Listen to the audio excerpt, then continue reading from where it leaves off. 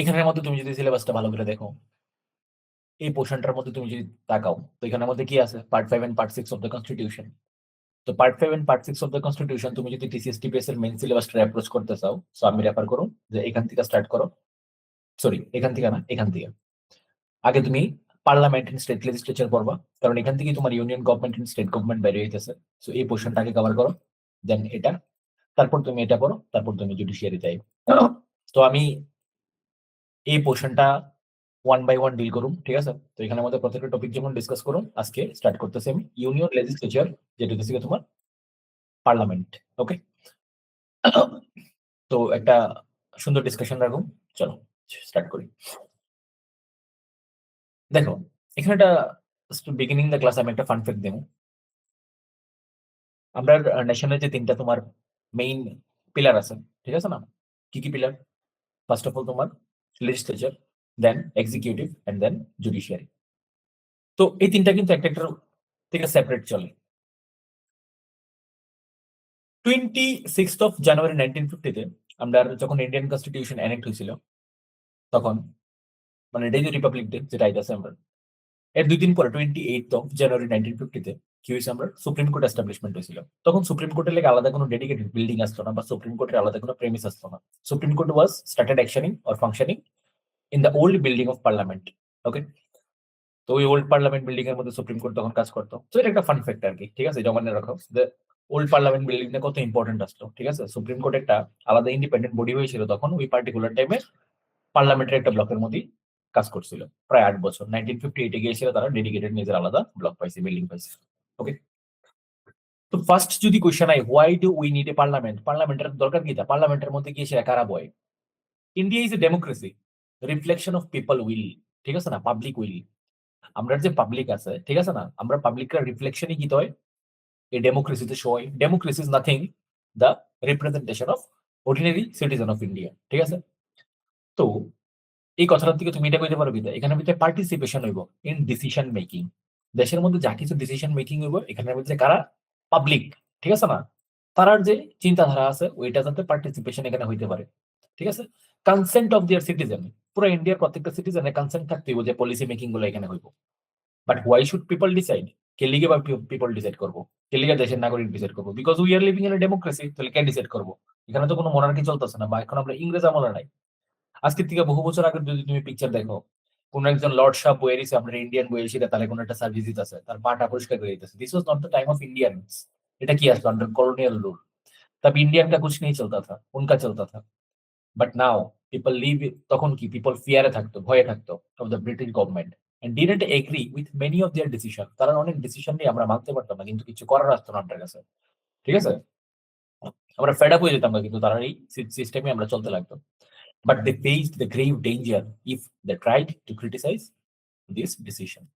তারা ডিসিশনটা আমরা ক্রিটিসাইজ করতে পারতাম না, ঠিক আছে?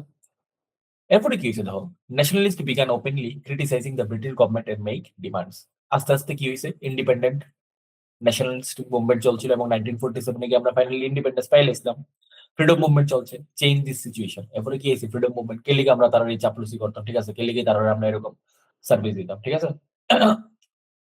After independence, dreams and aspirations of the freedom struggle were made concrete in the constitution, ঠিক আছে না? যে ফ্রিডম স্ট্রাগলের যে অ্যাসপিরেশনস আসলো আমরা, in the constitution laid down the principal of universal adult franchise. এবং দেশের ভিতরে কি প্রতিষ্ঠিত হয়েছে? ডেমোক্রেসি প্রতিষ্ঠিত হয়েছে। এবং ডেমোক্রেসির ভিতরে যে রিপ্রেজেন্টেটিভরা যাইবো, তারা যে প্রসেসের মধ্যে যাইবো, ঠিক আছে না, এই প্রসেসটার নাম কি হইব? Universal adult franchise. তো ইউনিভার্সাল অ্যাডাল্ট ফ্র্যাঞ্চাইজি কি, তা তোমার ভিতর থেকে তো অনেকে জানোই, কি গোছে ব্যাপারটা?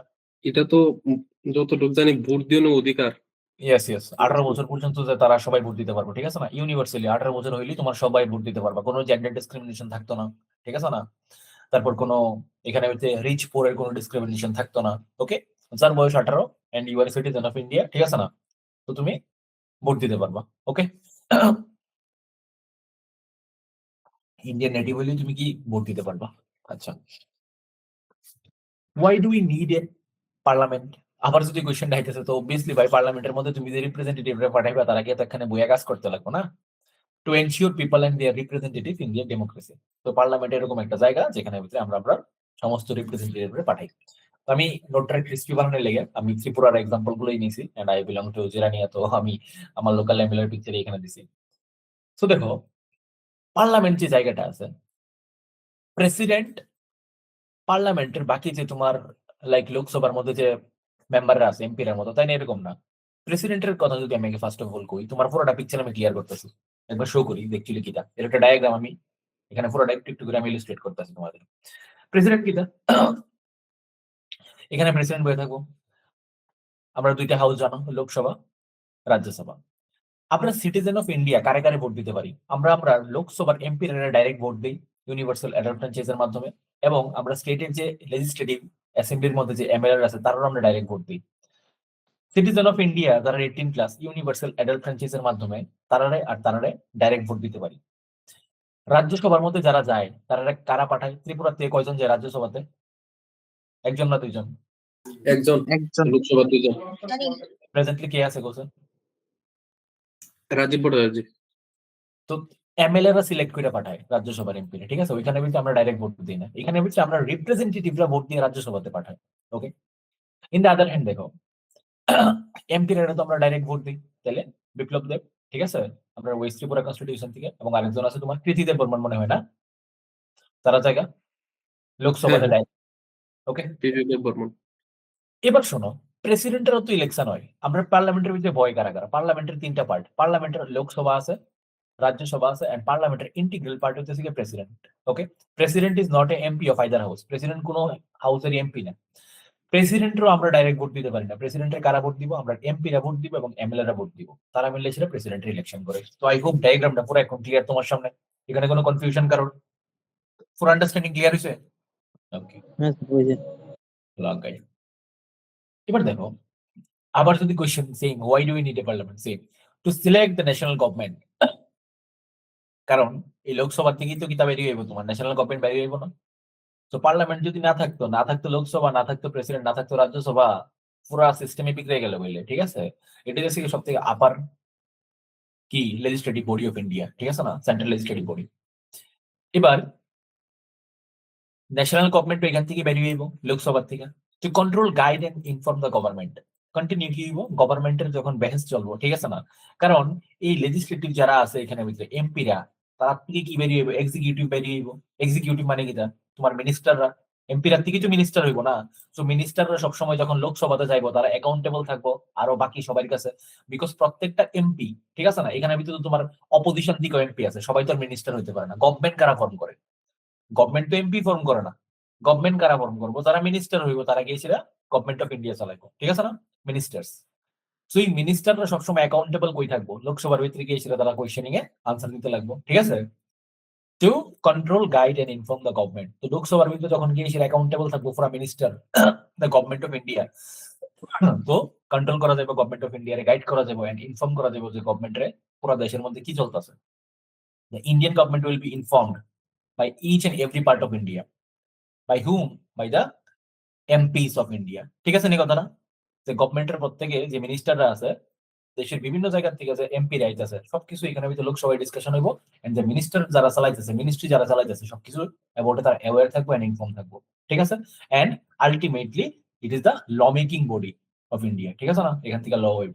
সো এবার আশা করি যে একটা কোয়েশ্চেন এতক্ষণ ধরে চলে যাইতেছে, why do we need a parliament, এই 3টা ফ্যাক্ট অ্যানালাইসিস এর মাধ্যমে তোমরা ক্লিয়ার হয়ে গেছে যে কি লিগে আসলে আমরা পার্লামেন্টের দরকার, ঠিক আছে নি? Why India need a parliament?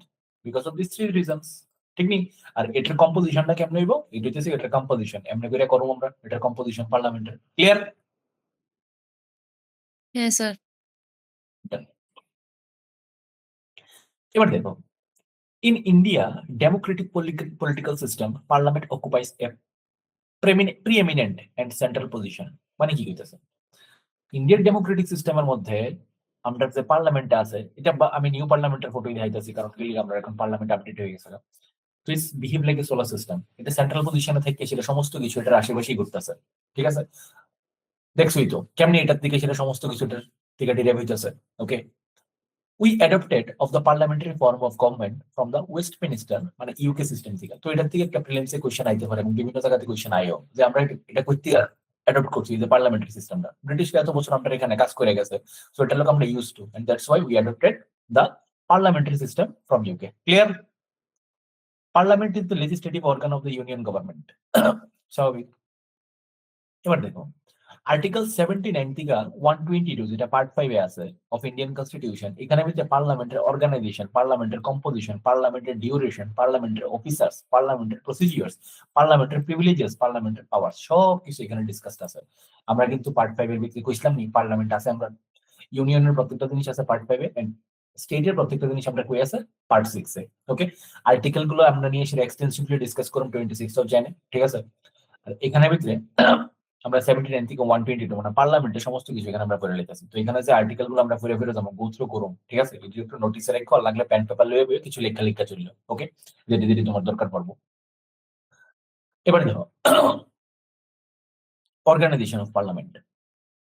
তোমরা তো অলরেডি আগের ডায়াগ্রামে আমার দেখছি যে লোকসভা আছে, প্রেসিডেন্ট আছে, রাজ্যসভা আছে। দেখো এই যে এরকম ভাবে যে পরে নিতেছে, এটা আজকে যেমন আছে 2 বছর পরেও সেম থাকবো, 3 বছর পরেও সেম থাকবো, অ্যাকর্ডিং টু লক্ষ্মীকান্ত। তো লক্ষ্মীকান্তের ভিতরে মানুষ পড়ে বোঝা না গেলে লক্ষ্মীকান্তের তোমার এরকম ডিটেল অ্যানালাইসিস করে সেটা থাকে না। লক্ষ্মীকান্ত তুমি যখন পড়তে বইবা ইউ গেট বোর ভাই। কিছু মানুষ বোর হইব, কিছু মানুষ আন্ডারস্ট্যান্ডিং পাইতো না, দেন ফেড আপ ভাই আমার দ্বারা ওই জন্য লক্ষ্মীকান্ত। আর অনেক মানুষ মানে এরকম একটা বিশ্বাস নিয়ে বারবার পড়তে থাকে যে আমার দ্বারা একবার হইব। অনেক মানুষ 2 বার 3 বার রিডিং দেয়। তো লক্ষ্মীকান্তের পুরো বুঝতে আমারও সময় লাগছে, বুঝছো। এবং এরপরে আমি এটার বিভিন্ন জায়গা থেকে পড়ে ফিরে আমার মতো করে ডায়াগ্রাম যেটা সাজাইছি আজকের দিনে একটা হোল্ড আছে ভালো আমার এখানে। তো এক সেকেন্ড, তো যেটা কইতাছিলাম দেখো লোকসভা, প্রেসিডেন্ট, রাজ্যসভা এই প্রত্যেকটা জায়গার মধ্যে দেখো লোকসভার ভিত্তি কি দিতেছে the people of India as a whole. প্রেসিডেন্টের ভূমিকা কি, not a member of either house, যেটা আমি আগে কইছি, but an integral part of parliament. প্রেসিডেন্টের রোল কি তাদের এখানে কিতা করে বইবে প্রেসিডেন্ট। কোন একটা বিল প্রেসিডেন্টের অ্যাসেন্ট ছাড়া অ্যাক্ট হইতো না বা ল হইতো না। Functions relating to the proceeding of parliament, পার্লামেন্টের সামন করা, পার্লামেন্টের প্রয়োগ করা, পার্লামেন্টের ডিজলভ করা, ঠিক আছে, এন্ড অর্ডিন্যান্স করা, এই সমস্ত কিছু দায়ভার কার উপরে, প্রেসিডেন্টের উপরে, ঠিক আছে। But she is not the member of either house, ঠিক আছে, but she is a integral part of your parliament. Okay, রাজ্যসভার ভিতরে যারা আছে তারা কি তারা রিপ্রেজেন্ট কারে করে, লোকসভাতে যারা বইছে তারা রিপ্রেজেন্ট করে পিপল অফ ইন্ডিয়া। আর রাজ্যসভা কারে রিপ্রেজেন্ট করে, states and UTs of the India, ঠিক আছে না। Because Rajya Sabha shows the federal structure of India. এটা আমি কইছিলাম আমার কোন একটা ক্লাস, ঠিক না, কইছি না এর আগে এই ব্যাপারটা। স্যার কইছিলেন। ওকে, এবার দেখো 1954 এ আমরা রাজ্যসভা এন্ড লোকসভা এই নাম দুইটা আইছে। আজকের দিনে আমরা Lok Sabha is also known as lower house, Lok Sabha also known as house of people, Rajya Sabha also known as upper house, Rajya Sabha is also known as council of states, ঠিক আছে না। Rajya Sabha council of states, simple মিলছে।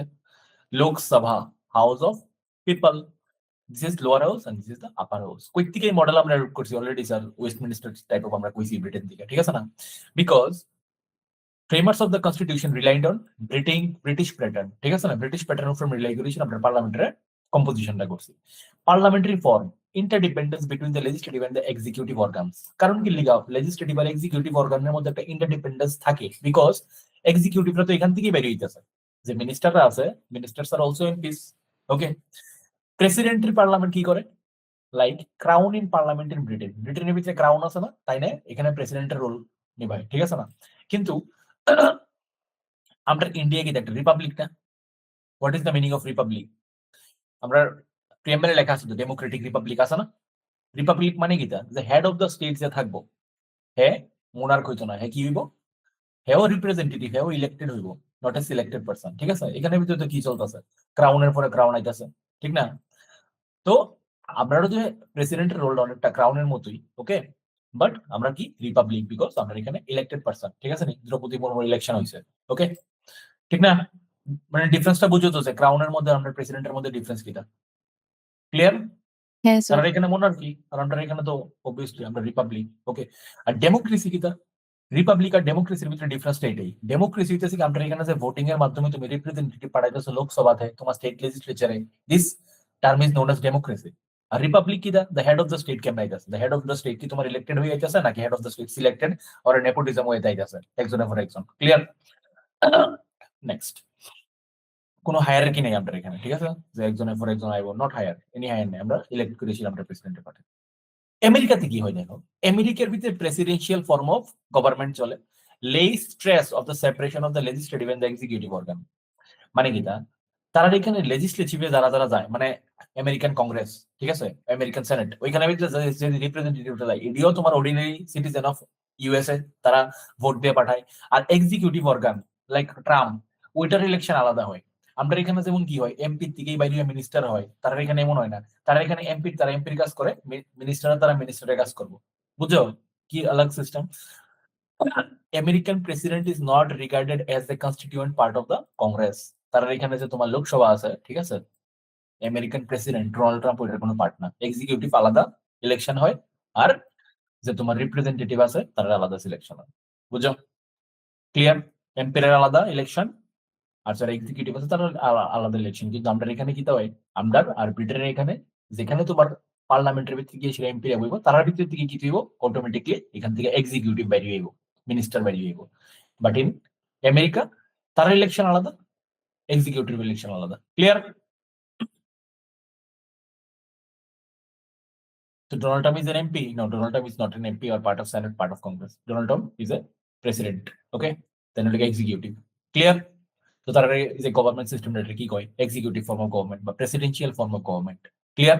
আর আমরা গভর্নমেন্টের সিস্টেম কি পার্লামেন্টারি ফর্ম অফ গভর্নমেন্ট। এমন তো নাম শুনছোই তোমরা, কনস্টিটিউশন 4 থেকে শুনছো না এমন নাম? ক্লিয়ার তো এই পেজটা?